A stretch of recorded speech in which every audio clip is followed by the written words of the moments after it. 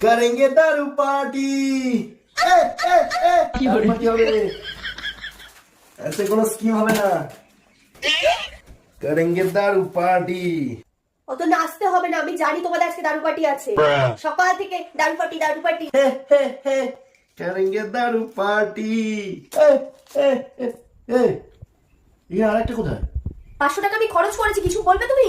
এখন আমি কিচ্ছু বলবো ও ঝামেলা করবে, চুপ করে থাকবো, আমি কিচ্ছু বলবো না তো। करेंगे दारू पार्टी